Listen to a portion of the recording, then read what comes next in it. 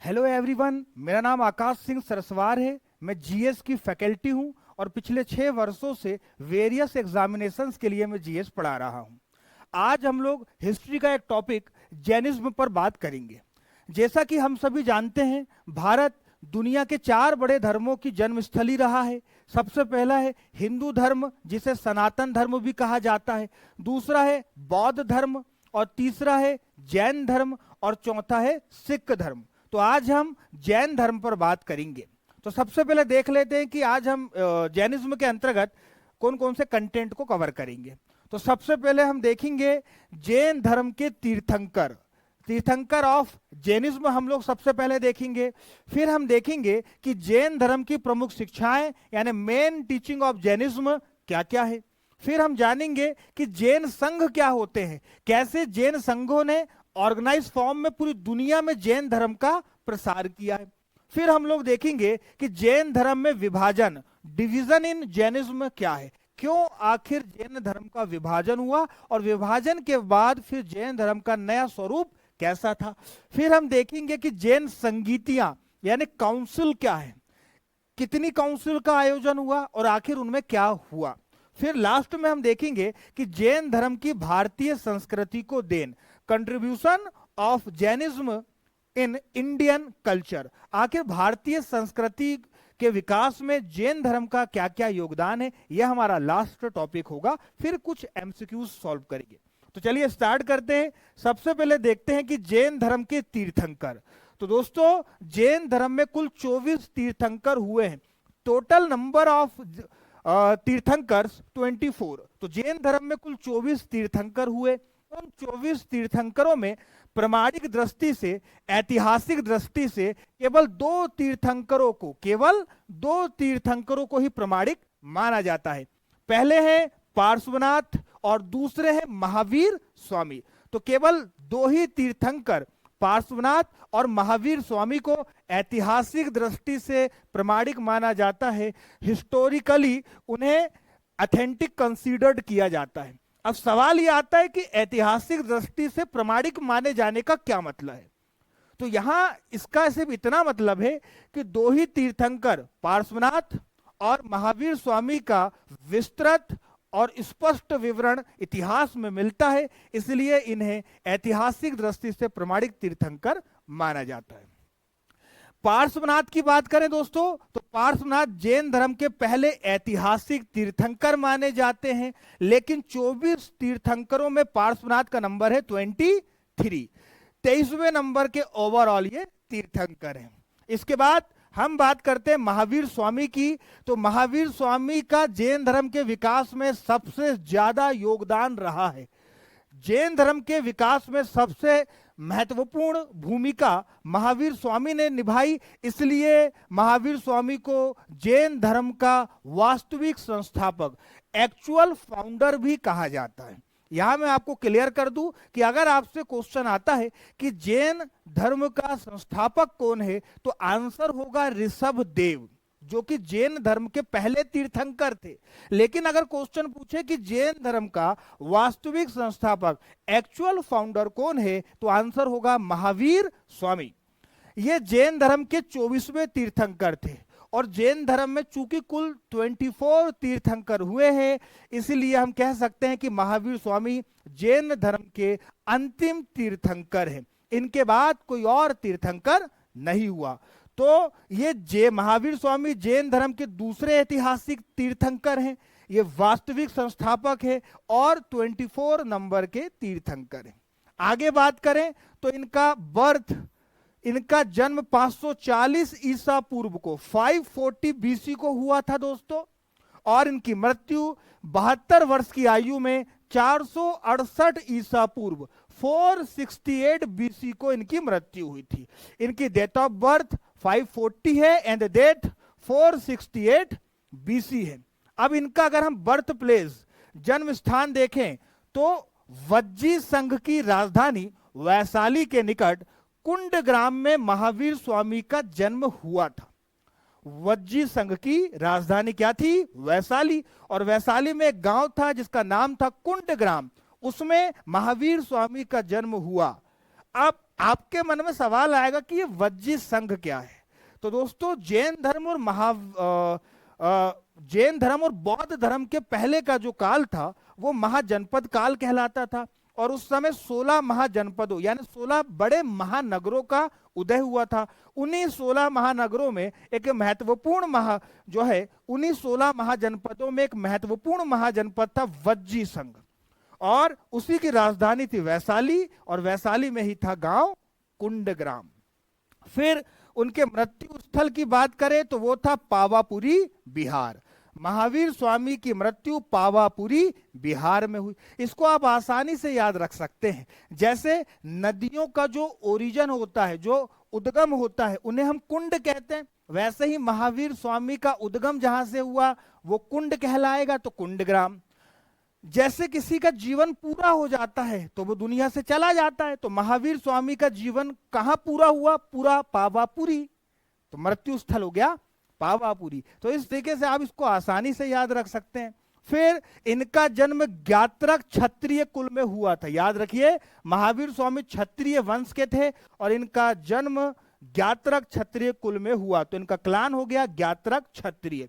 फिर इनके पिता थे सिद्धार्थ, और बड़ा ही जो है संयोग है कि गौतम बुद्ध के जो बचपन का नाम था सिद्धार्थ, वही महावीर स्वामी के पिता का नाम है। तो महावीर स्वामी के पिता का नाम था सिद्धार्थ। इनकी माता का नाम था त्रिशला। इनकी माता त्रिशला थी जो लिच्छवी राजा चेटक की बहन थी, याद रखिएगा। तो इनकी mother Trishala sister of Lichchhavi king Chetak, तो ये इनकी माता त्रिशला चेटक की बहन थी जो कि लिच्छवी वंश के राजा थे। आगे बात करते हैं, महावीर स्वामी का मूल नाम था वर्धमान। महावीर स्वामी का बचपन का नाम क्या था? वर्धमान। फिर महावीर स्वामी का जो विवाह है वो यशोदा जी से हुआ था, तो उनकी वाइफ, उनकी पत्नी यशोदा थी, और यशोदा जी से उन्हें एक पुत्री की प्राप्ति हुई। पुत्री का नाम था प्रियदर्शना या अनुज्जा। बहुत महत्वपूर्ण, महावीर स्वामी की एक पुत्री थी जिनका नाम था प्रियदर्शना या अनुज्जा। प्रियदर्शना या अनुज्जा, और प्रियदर्शना या अनुज्जा का विवाह जमाली नामक व्यक्ति से किया गया था। प्रियदर्शना का विवाह जमाली से किया गया था।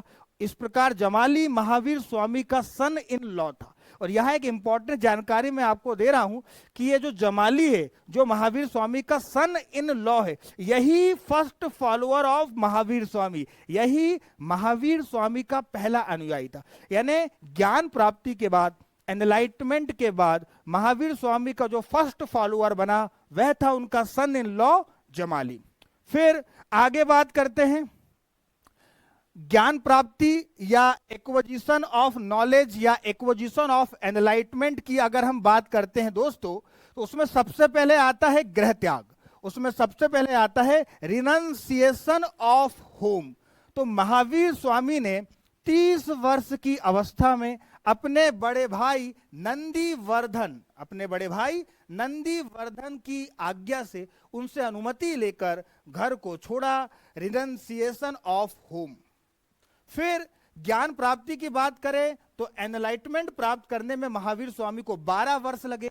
12 वर्ष की कठोर तपस्या के बाद ऋजुपालिका नदी के किनारे जरंभिक ग्राम में, 12 वर्ष की कठोर तपस्या के बाद जरंभिक ग्राम में ऋजुवालिका नदी के किनारे साल वृक्ष के नीचे 42 वर्ष की आयु में महावीर स्वामी को ज्ञान प्राप्त हुआ, एनलाइटमेंट मिला, नॉलेज मिला। ये सारे जो है फैक्ट एग्जाम में क्वेश्चन के रूप में आप देख सकते हैं। तो 12 वर्ष की कठोर तपस्या के बाद जब वो 42 साल के थे तो जरंभिक ग्राम में ऋजुवालिका नदी के किनारे साल वृक्ष के नीचे महावीर स्वामी को एनलाइटमेंट की प्राप्ति होती है।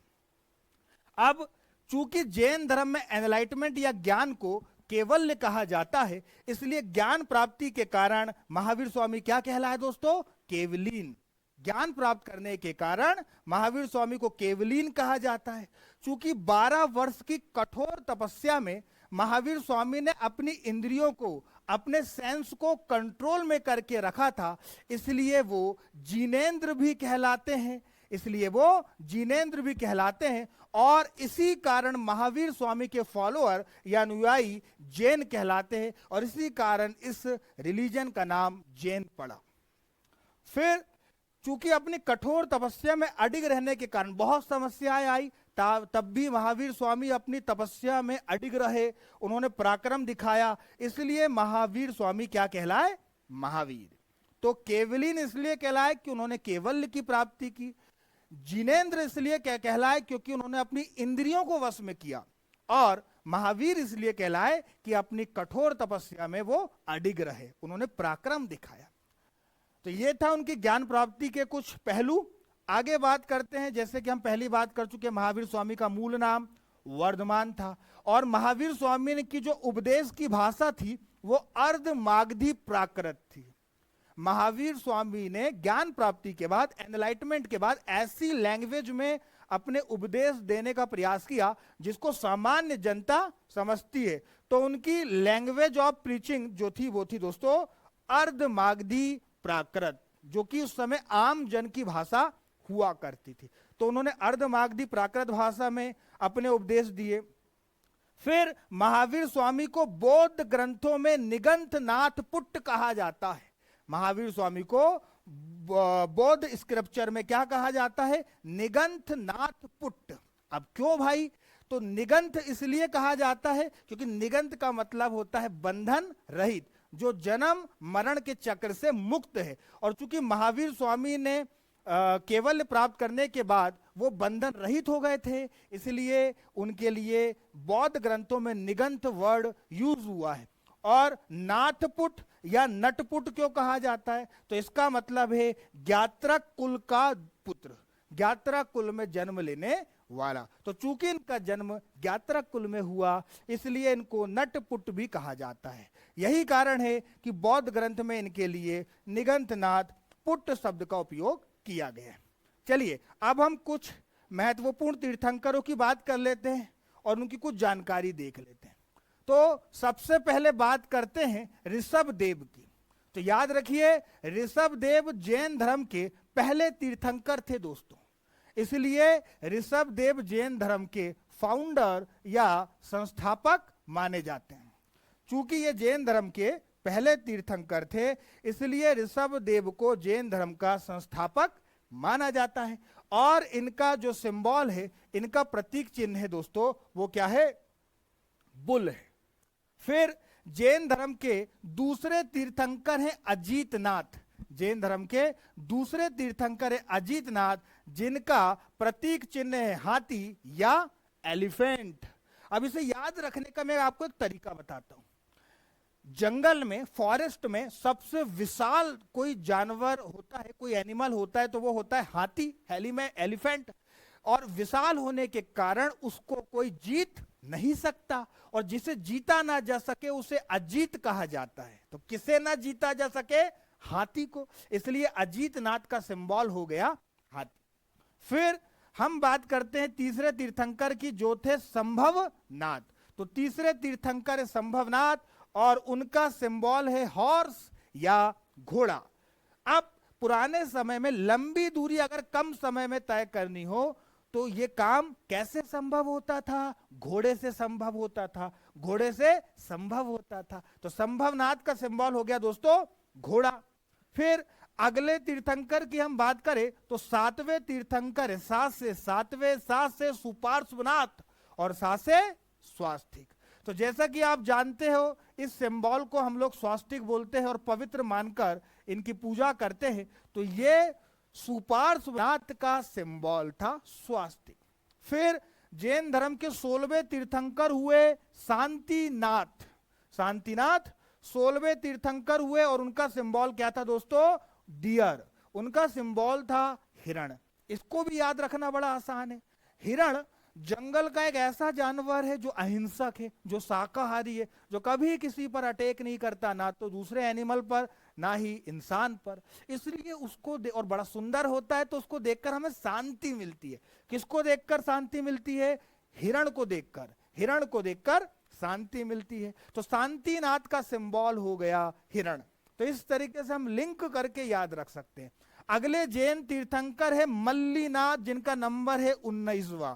तो 19वें जैन तीर्थंकर है मल्लीनाथ, जिनका सिंबल क्या है दोस्तों? कलश। मल्लीनाथ का सिंबल है कलश। अब यहां एक इंपॉर्टेंट बात मैं आपको बताना चाहूंगा कि मल्लीनाथ जो है उनको दिगंबर संप्रदाय पुरुष मानता है, जबकि श्वेतांबर संप्रदाय मल्लीनाथ को क्या मानता है? स्त्री तीर्थंकर मानता है। याद रखिएगा, अगर पूछे कि किस तीर्थंकर को श्वेतांबरों ने स्त्री तीर्थंकर माना है तो आंसर क्या होगा? मल्लीनाथ। फिर अगले तीर्थंकर है हमारे नमीनाथ, जिनका नंबर है 21। तो 21वें तीर्थंकर नमीनाथ है, इनका सिंबल है ना से नमीनाथ, ना से नीलकमल, तो इनका सिंबल है नीलकमल। फिर 22वें तीर्थंकर है हमारे नेमिनाथ, इन्हें ही अरिष्ट नेमी कहा जाता है और इनका सिंबल है शंख या कौंच। तो यहां आपको शब्द देखकर कंफ्यूजन हो सकता है कि भाई नमीनाथ और नेमिनाथ क्या एक ही है? नहीं दोस्तों, नमीनाथ अलग हैं, नेमिनाथ अलग हैं, और नेमिनाथ को ही अरिष्ट नेमी कहा जाता है। ये जैन धर्म के 22वें तीर्थंकर हैं, इनका सिंबल है शंख। और एक महत्वपूर्ण बात, तो नेमिनाथ या अरिष्ट नेमी को भगवान श्री कृष्ण से संबंधित माना जाता है। जैन ग्रंथों में ऐसा मिलता है कि भगवान श्री कृष्ण नेमिनाथ या अरिष्ट नेमी के चचेरे भाई थे। तो अगर आपसे पूछे कि कौन से तीर्थंकर श्री कृष्ण से संबंधित है तो आंसर होगा नेमिनाथ या अरिष्ट नेमी। फिर अगले तीर्थंकर है हमारे पार्श्वनाथ, जिनका नंबर है 23वां। तो 23 नंबर के तीर्थंकर है पार्श्वनाथ, जिनको हमने इससे पहले भी देखा है कि दूसरे ऐतिहासिक तीर्थंकर है।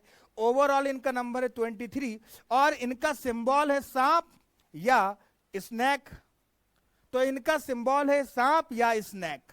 और फिर हमारे 24वें तीर्थंकर, जिन्हें जैन धर्म का वास्तविक संस्थापक भी कहा जाता है, वह है महावीर स्वामी और इनका प्रतीक चिन्ह है दोस्तों सिंह। तो इनका प्रतीक चिन्ह है सिंह।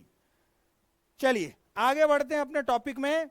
अब बात करते हैं main teaching of Jainism, Jain धर्म की प्रमुख शिक्षाएं। तो जैन धर्म की सबसे पहली शिक्षा है पंचव्रत, बहुत इंपॉर्टेंट। जैन धर्म में 5 व्रतों के पालन करने की बात की जाती है, जिन्हें पंचव्रत कहा जाता है। इनमें सबसे पहला है सत्य यानी ट्रुथ, दूसरा है अहिंसा यानी नॉन वायलेंस, तीसरा है अस्तेय यानी चोरी ना करना, जिसे हम नॉन स्टीलिंग भी कह सकते हैं, चौथा है अपरिग्रह यानी संग्रह ना करना, और जिसे हम नॉन पॉजिटिवनेस भी कह सकते हैं, पांचवा है ब्रह्मचर्य यानी अपनी इंद्रियों को वश में करके रखना, जिसे कैलिबेसी भी कहते हैं। तो दोस्तों ये पंचव्रत जैन धर्म का सबसे महत्वपूर्ण सिद्धांत है। सत्य का मतलब तो आप जानते ही, हमेशा सत्य का पालन करना चाहिए, हमें हमेशा सच बोलना चाहिए, ऐसा बोलना चाहिए जिससे किसी का अहित ना हो, जिससे किसी का बुरा ना हो। फिर अहिंसा या नॉन वायलेंस की बात करें तो जैन धर्म में माना जाता है कि हमें तन मन धन से अहिंसा का पालन करना चाहिए, जो है किसी भी प्राणी को हमें चोट नहीं पहुंचानी चाहिए, और इसी से सिद्धांत निकला जियो और जीने दो। अगला है हमारा अस्तेय, जिसे नॉन स्टीलिंग या चोरी ना करना बोलते हैं। तो जैन धर्म में चोरी करने की मनाही है। फिर अगला है अपरिग्रह यानी संग्रह ना करना, नॉन पॉजिटिवनेस यानी जैन धर्म में ये बोला है कि आप उतने ही संसाधनों का, उतने ही रिसोर्सेज का यूज करो जितने आपके लिए जरूरी है, अनावश्यक रिसोर्सेज को कलेक्ट करके मत रखो। फिर पांचवा है ब्रह्मचर्य यानी अपने सेंस को, अपनी इंद्रियों को, अपनी इच्छाओं को वश में करके रखना, तभी आप एक बड़ी सफलता हासिल कर सकते हो। फिर दोस्तों इन पंचव्रतों को 2 भागों में हम बांट सकते हैं, एक है महाव्रत और एक है अणुव्रत। तो जैन भिक्षुओं, जैन मॉन्क के द्वारा जो स्ट्रिक्टली या रिजिडिटी के साथ, कठोरता से जब जैन सिद्धांतों का, इन पंचव्रतों का पालन किया जाता है तो उन्हें महाव्रत कहते हैं। क्या कहा मैंने? जैन भिक्षुओं या जैन मॉन्क के द्वारा कठोरता से, बिल्कुल स्ट्रिक्टली इन पंचव्रतों का पालन जब किया जाता है तो उसे महाव्रत कहते हैं। और जब जैन गृहस्थों यानी जैन धर्म को मानने वाले सामान्य लोगों के द्वारा जब इन पंचव्रतों का पालन थोड़ा लचीलेपन के साथ, फ्लेक्सिबिलिटी से किया जाता है, तो उन पंचव्रतों को अणुव्रत कहा जाता है। चलिए, अगली जैन धर्म की शिक्षा है जैन धर्म के त्रिरत्न। अगली जैन धर्म की शिक्षा है जैन धर्म के त्रिरत्न। तो त्रिरत्न में सबसे पहला है सम्यक दर्शन, दूसरा है सम्यक ज्ञान और तीसरा है सम्यक आचरण। यहां सम्यक का मतलब है उचित या सही या राइट। तो सम्यक का मतलब क्या है? राइट। तो सबसे पहला सम्यक दर्शन, जिसे सही विश्वास भी कहते हैं। यह बोलता है कि जैन धर्म के सिद्धांतों और वास्तविकता के बारे में आप सही विश्वास और समझ रखें। यह क्या बोलता है कि जैन धर्म के जो प्रिंसिपल हैं, जैन धर्म की जो वास्तविकता है, जैन धर्म की जो फिलॉसफी है, जो तीर्थंकरों के द्वारा प्रतिपादित की गई है, उन पर विश्वास रखो और उनकी सही समझ रखो। यही सम्यक दर्शन कहलाता है। फिर सम्यक ज्ञान या सही ज्ञान या राइट ज्ञान। तो यह सिद्धांत बोलता है कि वास्तविकता यानी रियलिटी यानी यथार्थ यानी वास्तविकता और आत्मा यानी सॉल के बारे में सही जानकारी रखना ही क्या कहलाता है? सम्यक ज्ञान कहलाता है। फिर सम्यक दर्शन और सम्यक ज्ञान का अनुमान हो जाने के बाद जैन धर्म के नैतिक नियमों के अनुसार जीवन जीना, जैन धर्म के प्रिंसिपल सिद्धांतों के अनुसार जो है अपनी लाइफ को आगे बढ़ाना ही सम्यक आचरण कहलाता है। तो जैन धर्म से हमने जो कुछ भी सीखा, तीर्थंकरों की शिक्षाओं को हमने जो कुछ भी ग्रहण किया, उनके अनुसार जो है व्यवहार में प्रैक्टिकली उनका पालन करना सम्यक आचरण कहलाता है। तो ये थे जैन धर्म के त्रिरत्न। अगला है हमारा अनेकांतवाद या स्यादवाद। ये मेरा पर्सनल फेवरेट सिद्धांत है दोस्तों, अनेकांतवाद या स्यादवाद। देखते हैं ये क्या बोलता है। तो अनेकांतवाद या स्यादवाद याद रखे महावीर स्वामी के द्वारा प्रतिपादित किया गया। अगर क्वेश्चन पूछे कि अनेकांतवाद किसके द्वारा प्रतिपादित किया गया, किसके द्वारा इंट्रोड्यूस किया गया, तो आंसर होगा महावीर स्वामी। अनेकांतवाद में अगर आप देखें तो वर्ड छुपा हुआ है अनेक, यानी सत्य के अनेक पक्ष होते हैं, मेनी एस्पेक्ट ऑफ ट्रुथ। स्यादवाद या अनेकांतवाद क्या कहता है कि सत्य के अनेक पक्ष होते हैं, ट्रुथ के मैनी एस्पेक्ट होते हैं, और कोई भी पक्ष सापेक्षिक रूप से, कोई भी पक्ष रिलेटिवली ही सही होता है, लेकिन जो व्यक्ति होता है वो अपने सत्य को सार्वभौमिक सत्य या यूनिवर्सल सत्य मान लेता है। और ऐसा क्यों होता है? तो व्यक्ति की अज्ञानता या इग्नोरेंस के कारण। और इसे ही ज्ञान की सापेक्षिकता का सिद्धांत कहा जाता है। इसे ही principle of relativity of knowledge कहा जाता है दोस्तों। तो अगर हम समझने का प्रयास करें तो अनेकांतवाद या स्यादवाद ये कहता है कि जो सत्य है, जो ट्रुथ है, उसके अनेकों पक्ष हैं, उसके मेनी एस्पेक्ट है, लेकिन अगर किसी व्यक्ति के पास अगर कोई भी सत्य है, उसका कोई भी विश्वास है, तो वो उससे क्या करता है? सार्वभौमिक सत्य मान लेता है। उसको लगता है कि मेरा जो विश्वास है वही सत्य है, बाकी सब झूठ है। लेकिन महावीर स्वामी का कहना है कि कोई भी सत्य सापेक्षिक रूप से ही सही होता है, यानी किसी कंडीशन, किसी परिस्थिति विशेष में ही वो सही है। अगर हम वह कंडीशन या परिस्थिति को चेंज कर दे तो वो सत्य झूठ हो जाएगा। एग्जाम्पल के तौर पर पूरी पृथ्वी में, अर्थ में यह माना जाता है कि जो सूर्य है, जो सन है, वो पूर्व दिशा से ईस्ट डायरेक्शन से राइज होता है, उगता है। लेकिन जैसे ही आप शुक्र या अरुण ग्रह में जाते हो, जैसे ही आप वीनस या यूरेनस प्लेनेट में जाते हो, तो सूरज वहां पूर्व की बजाय पश्चिम दिशा से, वेस्ट डायरेक्शन से राइज होता है। तो ये जो सूरज पूर्व दिशा से उगता है, हम इसे पृथ्वी में यूनिवर्सल ट्रुथ मानते हैं, लेकिन वास्तव में ये यूनिवर्सल ट्रुथ नहीं है, क्योंकि जैसे ही हमने प्लेस चेंज किया, हम जैसे ही शुक्र ग्रह में चले गए, यूरेनस ग्रह में चले गए, तो सूरज की दिशा, उगने की दिशा पश्चिम हो गई। तो इस रूप में हम देख सकते हैं कि सत्य के अनेक पक्ष होते हैं।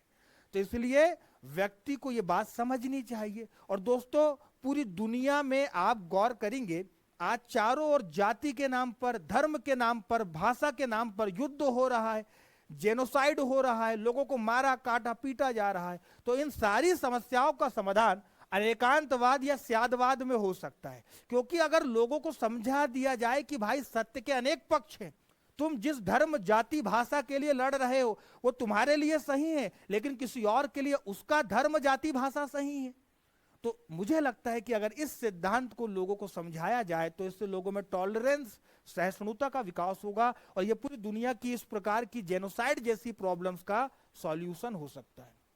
फिर अगला जैन धर्म का सिद्धांत है सप्तभंगिनय। सप्तभंगिनय में कहा जाता है कि सत्य के 7 पक्ष होते हैं। क्या होते हैं? सत्य के 7 एस्पेक्ट होते हैं, इसलिए इसे सप्तभंगिनय कहा जाता है। अब किसी बात के, किसी सत्य के, किसी ट्रुथ के कौन कौन से 7 पक्ष हो सकते हैं? तो सबसे पहला है स्याद आस्ति, यानी कुछ मायनों में यह सच है।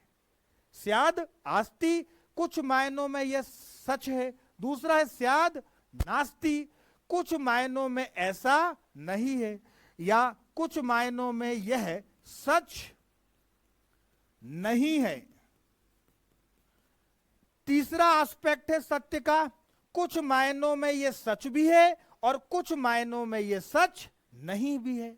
फिर चौथा एस्पेक्ट है स्याद अवक्तव्यम, यानी कुछ मायनों में यह अवर्णनीय है, अर्थात कुछ कहा नहीं जा सकता, इसे व्यक्त नहीं किया जा सकता। फिर पांचवा है स्याद आस्ति अवक्तव्यम, यानी कुछ मायनों में यह सच है और कुछ मायनों में यह अवर्णनीय है। फिर छठवां सिद्धांत है स्याद नास्ति अवक्तव्यम, यानी कुछ मायनों में यह सच नहीं है, ऐसा नहीं है, और कुछ मायनों में यह अवर्णनीय है। और सातवां एस्पेक्ट है स्याद आस्ति नास्ति और अवक्तव्यम, यानी कुछ मायनों में यह सच है, कुछ मायनों में यह सच नहीं है और कुछ मायनों में कहा नहीं जा सकता। तो दोस्तों, इस प्रकार सत्य की, ट्रुथ की 7 कंडीशंस हो सकती है। पहली है वो सच भी हो सकता है, दूसरी है वो गलत भी हो सकता है, तीसरी है वो सच भी हो सकता है और गलत भी हो सकता है, चौथी है कि उसके बारे में कुछ कहा नहीं जा सकता, जैसे भगवान के बारे में हम कुछ नहीं कह सकते। फिर पांचवी क्या है कि स्याद अस्ति अवक्तव्यम, यानी सच जो है, जो सत्य है वो सच भी हो सकता है लेकिन कुछ कहा नहीं जा सकता। भगवान हो सकते हैं लेकिन कुछ कहा नहीं जा सकता। फिर छठवीं कंडीशन हमने देखा कि ऐसा नहीं है, सच नहीं है और कुछ कहा भी नहीं जा सकता। और लास्ट हमने देखा कि जो सत्य है वो सच भी हो सकता है, वो झूठ भी हो सकता है और उसके बारे में कुछ कहा भी नहीं जा सकता। तो ऐसे 7 पक्ष जो है सत्य के, वही कहलाते हैं सप्तभंगिनय, और यह सिद्धांत अनेकांतवाद या स्यादवाद से ही जुड़ता है। अगला है हमारा आत्मवाद। और दोस्तों, इस सिद्धांत में जैन धर्म बौद्ध धर्म से अलग दिखाई देता है। क्यों? क्योंकि बौद्ध धर्म में आत्मा की स्वीकारोक्ति नहीं है। जैन बौद्ध धर्म में जो आत्मा है, जो सॉल है, उसको एक्सेप्ट नहीं किया गया, माना गया कि आत्मा होती ही नहीं है। जबकि जैन धर्म मानता है कि आत्मा जो है वो है शाश्वत है, वो अपरिवर्तनीय है। जैन धर्म मानता है कि आत्मा का अस्तित्व होता है। जैनिज्म आत्मा के अस्तित्व पर, उसके को एग्जिस्टेंस पर बिलीव करता है और उसका मानना है कि प्रत्येक व्यक्ति में शाश्वत और अपरिवर्तनीय आत्मा होती है। प्रत्येक व्यक्ति में इटर्नल एंड अनचेंजेबल सॉल होती है। शाश्वत का मतलब स्थायी और अपरिवर्तनीय मतलब जिसमें परिवर्तन नहीं होता। इसका सरल सा मतलब यह है कि आत्मा अजर है, अमर है, उसको नष्ट नहीं किया जा सकता। तो इस प्रकार जैन धर्म आत्मवाद पर विश्वास करता है। फिर जैन धर्म पुनर्जन्म और कर्म सिद्धांत पर भी विश्वास करता है। जैनिज्म में जो है रीबर्थ एंड कर्मा प्रिंसिपल पर भी उनका बिलीव है। जैन धर्म में कहा जाता है कि कर्मों के अनुसार आत्मा का पुनर्जन्म होता है। व्यक्ति जब कर्म करता है तो उसी कर्म को भोगने के लिए कर्म का ही रिजल्ट क्या है, रीबर्थ या पुनर्जन्म। और यह चक्र तब तक चलता रहेगा जब तक कि व्यक्ति कर्म करता रहेगा। लेकिन जैसे ही व्यक्ति को उसके कर्मों से मुक्ति मिल जाएगी तो वो क्या प्राप्त कर लेगा, मोक्ष प्राप्त कर लेगा। तो जैन धर्म मानता है कि पुनर्जन्म होता है। किसका पुनर्जन्म होता है? आत्मा का पुनर्जन्म होता है। पुनर्जन्म क्यों होता है? क्योंकि व्यक्ति कर्म करता है और उन्हीं कर्मों को भोगने के लिए यानी रिजल्ट ऑफ कर्मा क्या है, रीबर्थ है। फिर जैन धर्म का अगला 7वां सिद्धांत सृष्टि शाश्वत और स्थायी है। The universe is eternal and permanent. जो सृष्टि है वो शाश्वत है, वो स्थायी है। इस बिंदु पर भी जैन धर्म बौद्ध धर्म से भिन्न प्रतीत होता है, क्योंकि बौद्ध धर्म में यह माना जाता है कि जो सृष्टि है, जो यूनिवर्स है, वो क्षणभंगुर है, वो कभी भी नष्ट हो सकता है। वही जैन धर्म मानता है कि सृष्टि, ये जगत, ये दुनिया, ये स्थायी है, ये परमानेंट है। फिर जैन धर्म का अगला सिद्धांत है दोस्तों 3 टर्म्स, 3 शब्द। पहला है आश्रव, दूसरा है संवर और तीसरा है निर्जरा। तो ये जो 3 शब्द है ये भी पुनर्जन्म और कर्म सिद्धांत से मिलते जुलते हैं। कैसे? जैसे देखिए, कर्मों का आत्मा में प्रवेश करने की प्रक्रिया। व्यक्ति ने कर्म किया और उसका कर्म उसकी आत्मा में, उसके सॉल में जब एंटर करता है तो उस प्रोसेस को क्या बोलते हैं, आश्रव। फिर नए कर्मों के प्रवेश को रोकने की प्रक्रिया। व्यक्ति में नए कर्म की एंट्री को रोक देना ही क्या कहलाता है, संवर कहलाता है। फिर हमने व्यक्ति के अंदर नए कर्मों के प्रवेश को तो रोक दिया, लेकिन जो पुराने संचित कर्म थे उनको नष्ट करने की प्रक्रिया निर्जरा कहलाती है। और इसके लिए संथारा या संलेखना का पालन करना होता है। कहने का मतलब यह है कि व्यक्ति लगातार नए कर्म करता चला जाता है तो उसी प्रक्रिया को कहते हैं आश्रव। लेकिन अगर व्यक्ति को मोक्ष चाहिए, उसे जन्म मरण से मुक्ति चाहिए, तो उसके लिए उसे नए कर्म करना बंद करना पड़ेगा और उसी प्रक्रिया को बोलते हैं संवर। अब व्यक्ति ने नए कर्म करना तो बंद कर दिया, लेकिन जो पुराने कर्म संचित उसका फल तो भोगना पड़ेगा। तो उन पुराने कर्मों को खत्म किया जाना ही निर्जरा कहलाता है और इसके लिए संथारा या संलेखना का पालन करना होता है। यहां मैं आपको बता दूं कि संथारा या संलेखना जैन धर्म में एक वह सिद्धांत या वह अवधारणा है जिसमें जब व्यक्ति को लगता है कि वो जीवन पूरा जी चुका है, उसकी सारी इच्छाएं समाप्त हो जाती है, तो वो अपने शरीर को त्यागने के लिए, अपने देह को त्यागने के लिए वो अन्न जल यानी खाना पीना सब कुछ छोड़ देता है और फिर प्राकृतिक तौर पर धीरे धीरे कमजोर होकर उसकी मृत्यु हो जाती है। तो इस प्रक्रिया को ही संथारा या संलेखना कहा जाता है। फिर ये तो थे दोस्तों जैन धर्म की प्रमुख शिक्षाएं या सिद्धांत। अब हमारा अगला टॉपिक है जैन संघ, यानी वो ऑर्गेनाइजेशन जिसने जैन धर्म को पूरी दुनिया में प्रसारित किया। तो महावीर स्वामी से पहले ही जैन धर्म में संघ का निर्माण हो चुका था। यानी जैन संघ कब बना इसको लेकर कोई प्रमाणिक जानकारी नहीं मिलती। हाँ, इतना क्लियर है कि महावीर स्वामी के पहले से संघ मौजूद था। संघ यानी जैन धर्म को ऑर्गेनाइज तरीके से प्रचारित प्रसारित करने वाली संस्था। स्त्री एवं पुरुष के संघ अलग अलग होते थे। स्त्रियों के संघ अलग थे, पुरुष के संघ अलग थे। पार्श्वनाथ के समय स्त्री संघ की अध्यक्षता कौन थी दोस्तों? पुष्पचूला।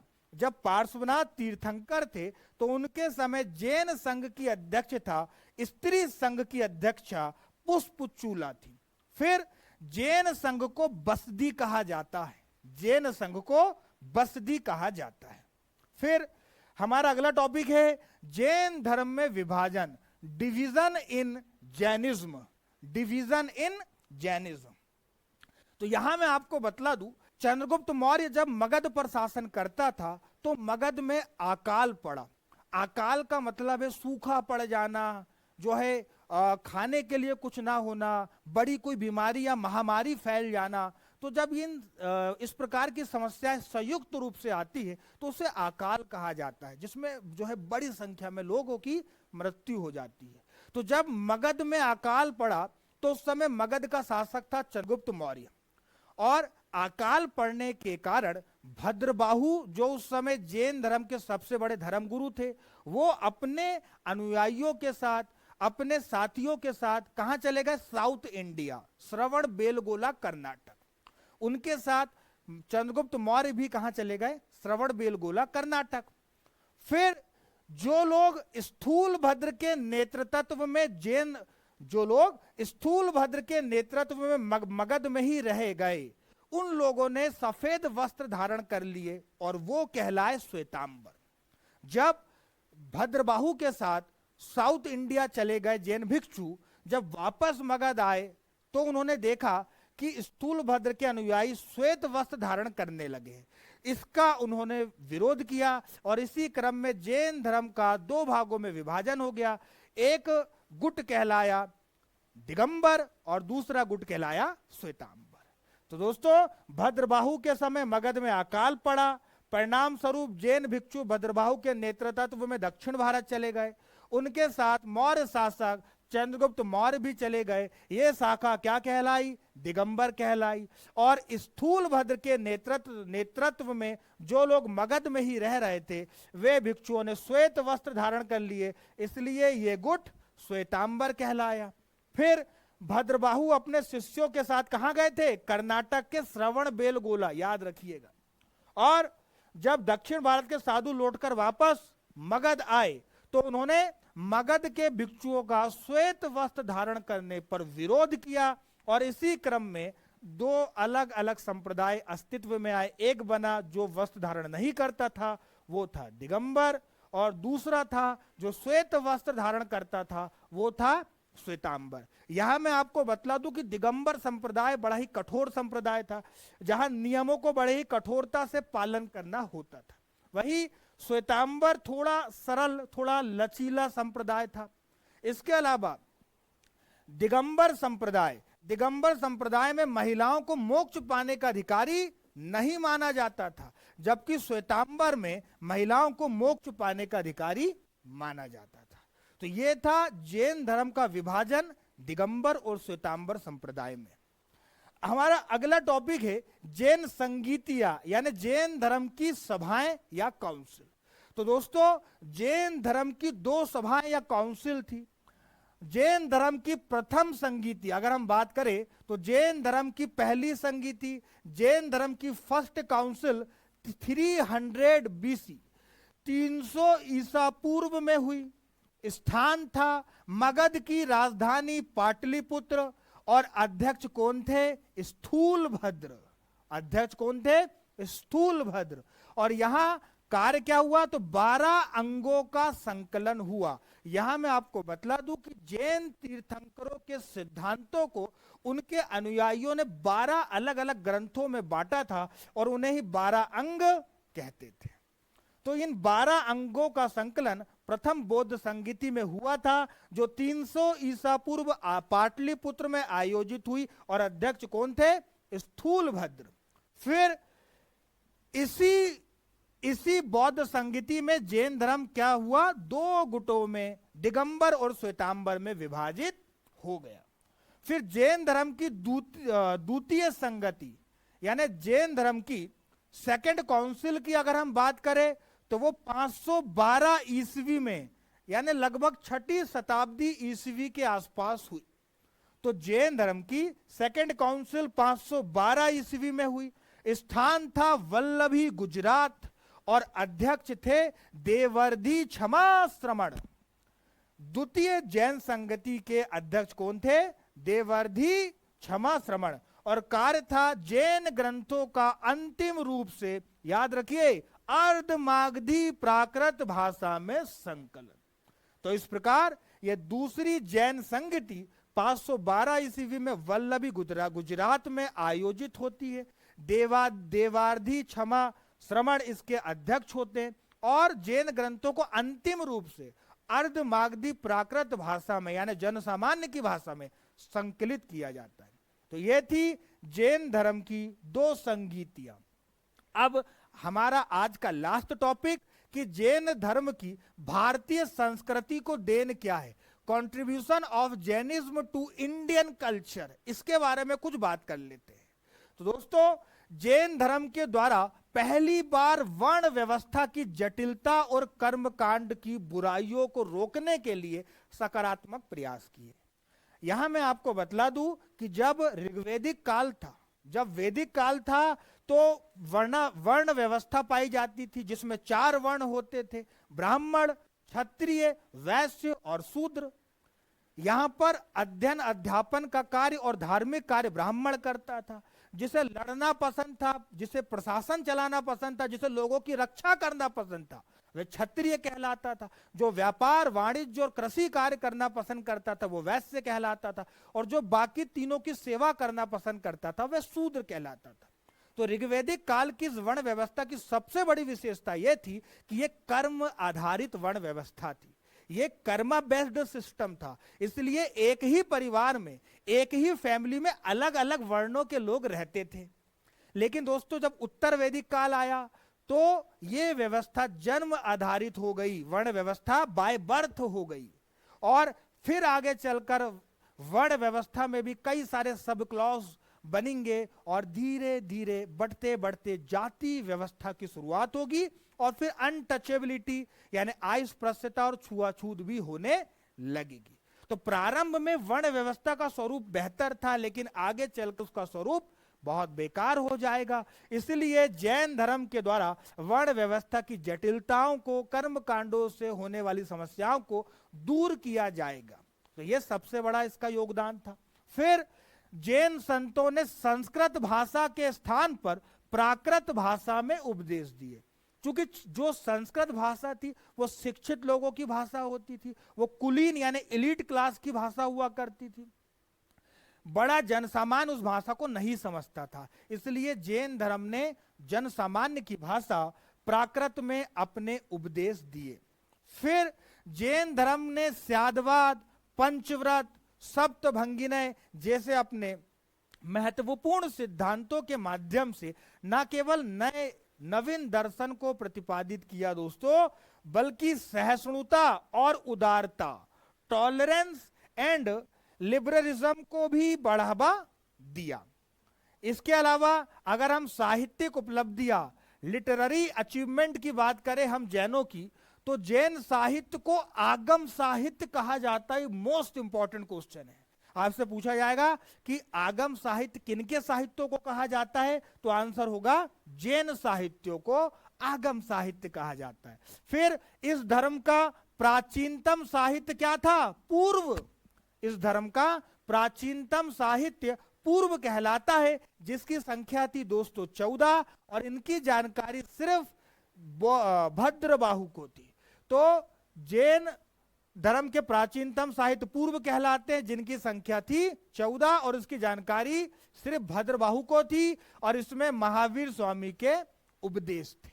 इसके बाद एक इंपॉर्टेंट ग्रंथ है आचरांग सूत्र। क्या है? आचरांग सूत्र।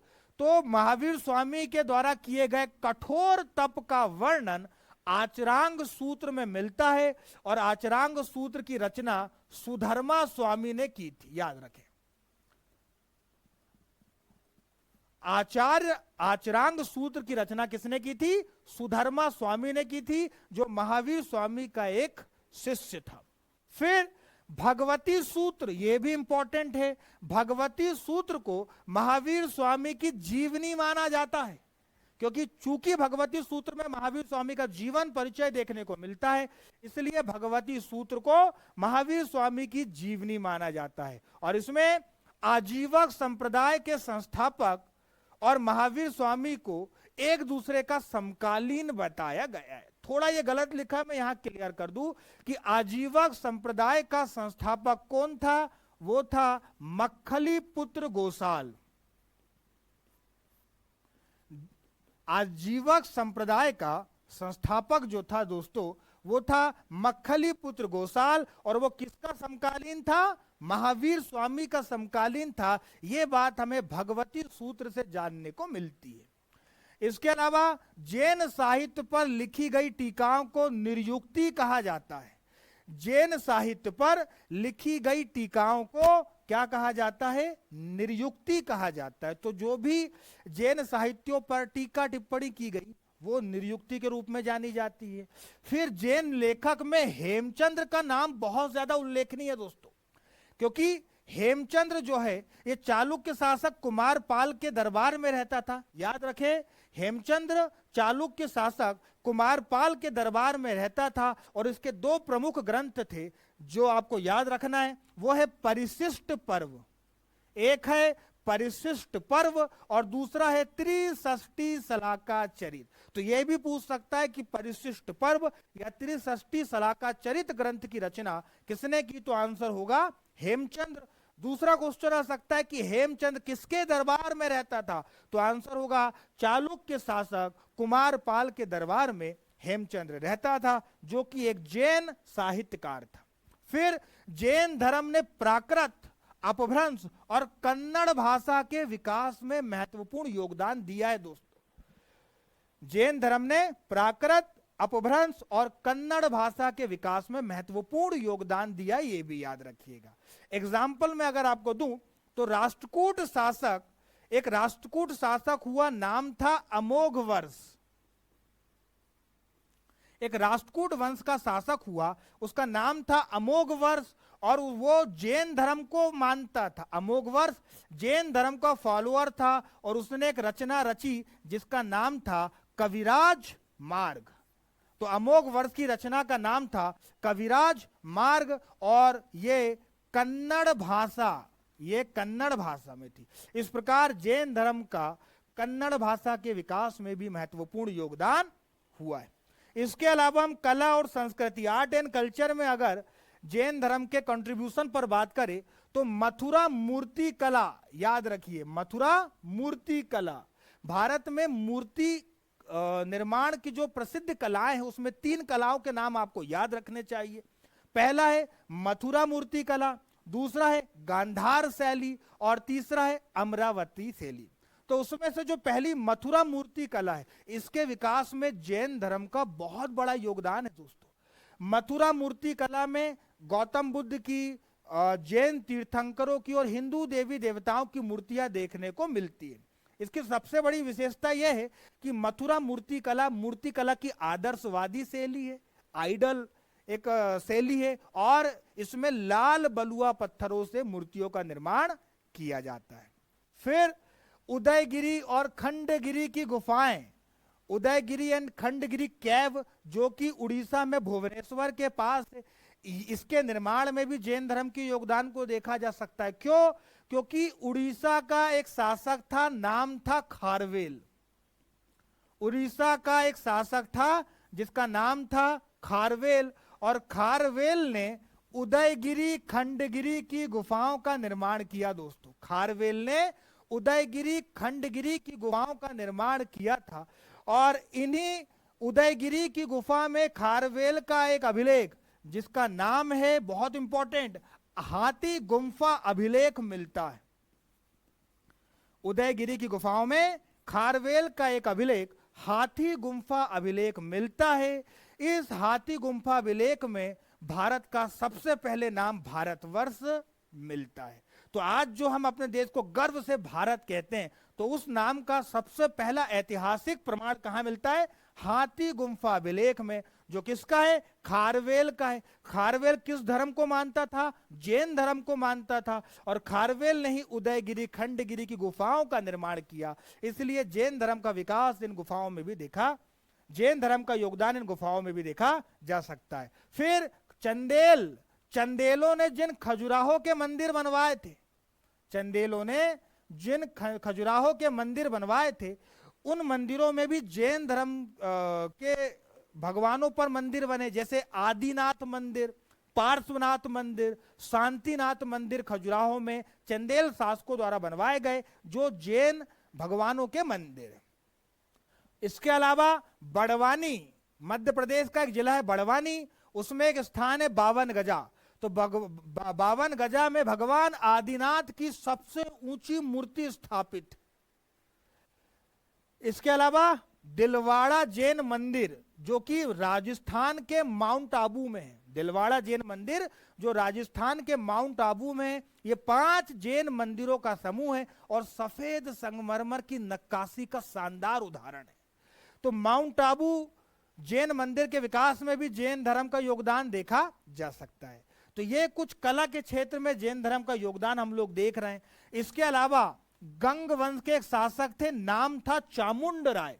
तो गंग वंश के शासक चामुंड राय ने श्रवण बेलगोला कर्नाटक में गोमतेश्वर की मूर्ति बनाई। और यहां मैं आपको बता दूं, गोमतेश्वर का मतलब है ऋषभ देव के पुत्र बाहुबली। गोमतेश्वर का क्या मतलब है? ऋषभ देव जो कि जैन धर्म के पहले तीर्थंकर है, उनके पुत्र बाहुबली की मूर्ति बनवाई गई, जहां हर 12 वर्ष में उनका अभिषेक होता है, जिससे महामस्तकाभिषेक कहते हैं। इसके अलावा जैन धर्म के अनुयायियों ने व्यापार और वाणिज्य पर विशेष बल दिया। आप सभी जानते हैं कि जैन धर्म के जो अनुयायी हैं वो ट्रेड एंड कॉमर्स में काफी आगे है। तो इस प्रकार भारत के व्यापार, वाणिज्य और इकोनॉमी में भी जैन धर्म का योगदान हम देख सकते हैं। और इसी कारण अर्बनाइजेशन, शहरीकरण या नगरों की संपन्नता भी बढ़ी। तो दोस्तों, ये था जैन धर्म का भारतीय कला संस्कृति और पूरे भारत में उनका योगदान या कंट्रीब्यूशन। तो इस प्रकार जैन धर्म का टॉपिक हमारा आज खत्म होता है। हम कुछ एमसीक्यूज देखते हैं जिससे समझ में आएगा कि आप लोग कॉन्सेप्ट कितना सीख पाए। तो सबसे पहला क्वेश्चन है, हु वॉज द फर्स्ट तीर्थंकर ऑफ जैनिज्म? जैन धर्म का पहला तीर्थंकर कौन था? तो अभी मैंने आपको पढ़ाया कि जैन धर्म का पहला तीर्थंकर कौन था? ऋषभ नाथ, या इनको ऋषभ देव भी कहा जाता है।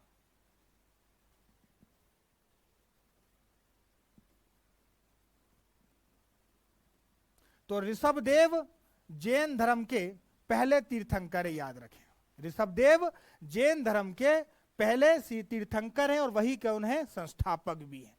फिर हमारा दूसरा एमसीक्यूज है, जैन धर्म में त्रिरत्न कौन कौन से हैं? जैन धर्म में त्रिरत्न कौन कौन से हैं? तो दोस्तों अभी हमने पढ़े थे सम्यक दर्शन, सम्यक ज्ञान और सम्यक आचरण। यही जैन धर्म के त्रिरत्न है, तो इसलिए इसका आंसर क्या हो जाएगा? ए हो जाएगा। तीसरा हमारा क्वेश्चन है कि what is the meaning of Syadvada in Jainism? Jain धर्म में स्यादवाद का क्या अर्थ है?